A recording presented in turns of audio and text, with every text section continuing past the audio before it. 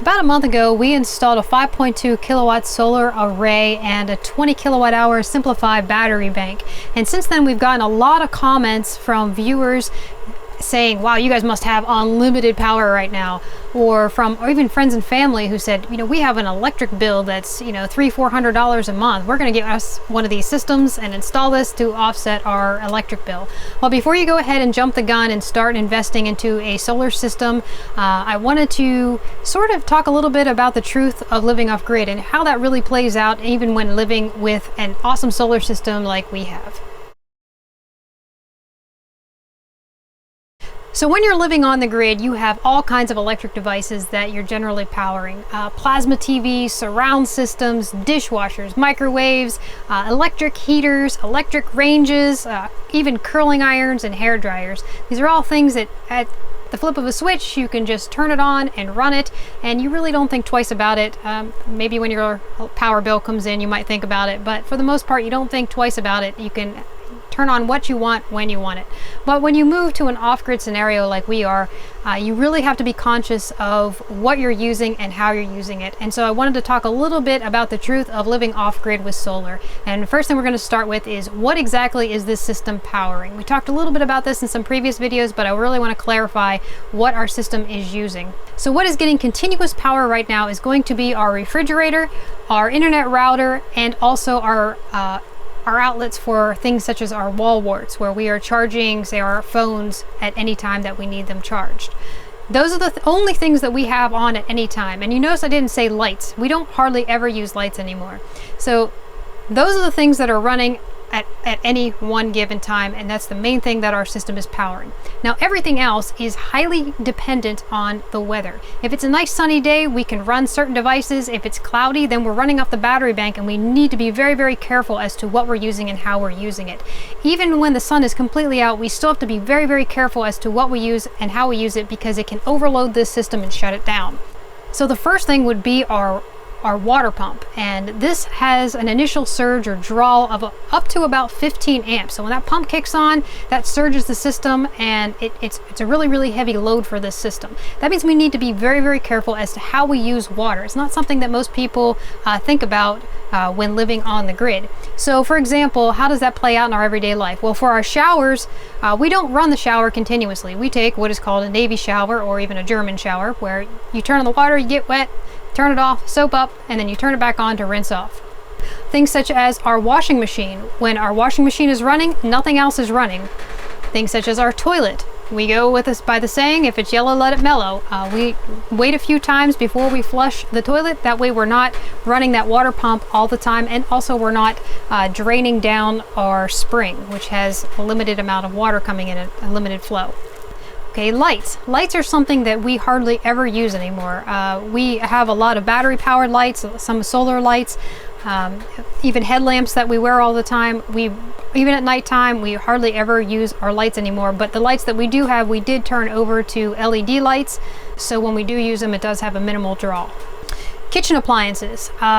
Really the main two kitchen appliances that I use are my Wonder Mill to grind grains. I do use the hand crank one as well, but it's a lot easier to use the electric one. And also my food processor, which is something that I really, really love using. It's really, really handy. So those things actually have a really high surge when I'm turning them on, and they do draw down the system, so nothing else in the house can be on when I run those appliances. A fan. We keep a small fan in our living room. That is something that we keep on part of the time. Do we need to be very careful how often we run that? Our computer. Our computer is another thing that we run part-time. We have to make sure that we check our batteries, make sure that they are topped off, and we're running off of direct solar when using our computer, because it is an engineering computer. We specifically have an engineering computer for engineering computer purposes. I know a lot of people mentioned a laptop. We could convert over to a laptop, which would draw less power, but the investment into that would be probably about $5,000, so we're not ready to invest that. So right now we just have to be very careful when we use that computer and how often we use it. And finally, our AC. In the last video, Jeremy mentioned that we are able to run our AC unit off of our solar power. Yay, right? kind of sort of. This is probably the biggest adjustment that we've had to make, and probably the biggest adjustment that somebody would have to make moving off grid, especially if you live down south like we do, where the temperatures get over 100 degrees with the heat index, and where the humidity, which is the really bad thing, gets up there in 80-90%, sometimes up near 100%. We do have a very small AC unit, but we can only run that during peak sun hours. That means usually between 11 a.m. and about 5 p.m. in midsummer. Now, that AC unit, because it's so small and because we only keep it on part of the time, only cools the house down to about 85 to 87 degrees. And because we live in a trailer, that cool air is not contained in our walls. We don't have good insulation, so that it doesn't stay cool in there whenever we do get the temperature down. So a lot of people might have a really difficult time transitioning to a lifestyle where you're used to maybe 65, 70 degree temperatures in your house, and here we are living with about 85 to 87, and that's just in the living room. Back in the bedrooms, we're talking 90 degrees at least, because the air, even though we have the fan on, the air just doesn't get back there to cool things off. And actually, in one of the next videos we're doing, I'm going to talk about how we stay cool off grid, so stay tuned for that one. And finally, the last thing that we run part of the time would be power tools. Now, power tools are something that we can run off of our solar system, but again, only when that's the only thing that is running, and it really depends on the amps. So really the main problem when it comes to living with a solar system is it has to do with your amps or your initial surges. Too much amperage or too much initial surge from something that's drawing a lot of energy is going to shut down this inverter completely. It's something that we need to be very careful of to make sure that we don't overpower this system.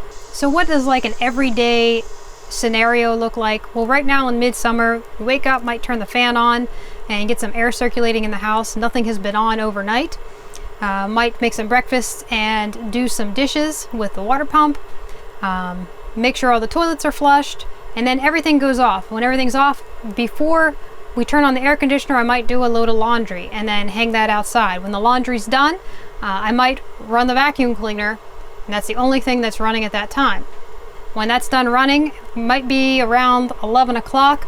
That's when we might turn on our AC to try and get our house down to a reasonable temperature. And that will run until about 5 o'clock at night. Now, if we need to run anything else, like say flush the toilets, or if anybody needs to take a shower or anything like that, we need to turn off that air conditioning unit so that it's not loading the system. And then about 5 o'clock, the AC goes off. Our fan is still running at that time. We usually let the fan run until probably about 10 o'clock at night. And then we turn that fan off, and then there's nothing on for the rest of the night. So we don't run a whole lot of things off of our solar power. We are babying the system, but there is only so much that we can use at any one given time on our system. So there are ways that we can offset the usage of our system, different things that we can apply to help reduce the system load. One of those things might be a cistern at the top of a hill that has a slow pump up to the cistern, and we can gravity feed to our house. This is something that we're going to try when we build our new house, and that will help reduce the load of the amps that the pump draws, just drawing directly from the spring.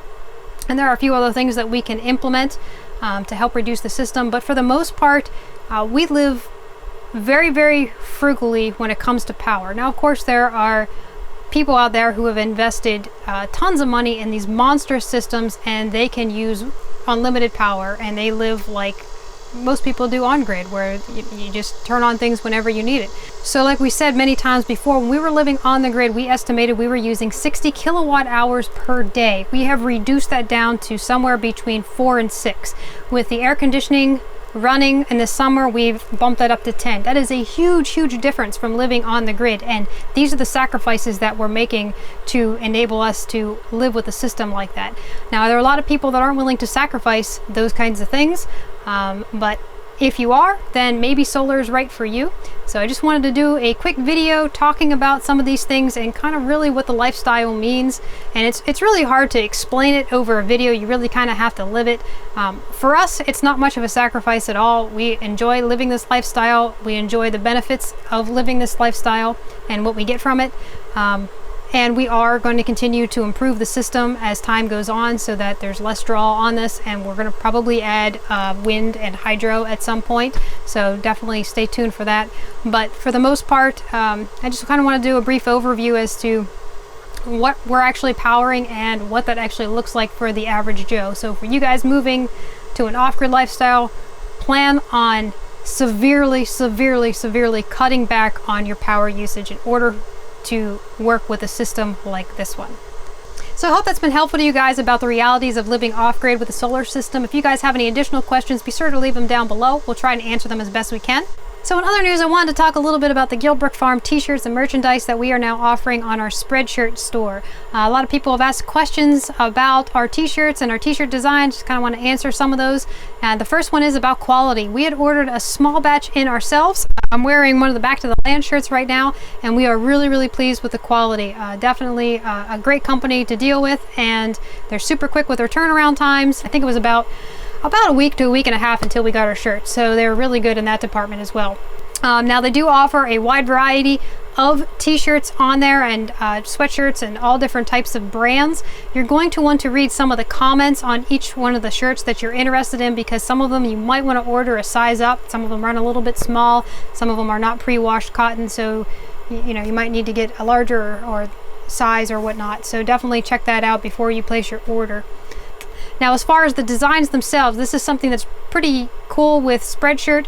When you click on a design that you want and you find the shirt that you want, there is a place where you can edit the design. So if you don't like a really big design on the front of your shirt and you just want, say, a pocket size design, you can shrink that size down, or you can even put it on the back of the shirt or even on the sleeves. Or if you have a mug, you can put it on the front and back, or have two different designs. So you can really change up how you want your shirt to look. So don't just go by what the shirt is on there. You can move it around, adjust it however you want, and we think that's pretty cool.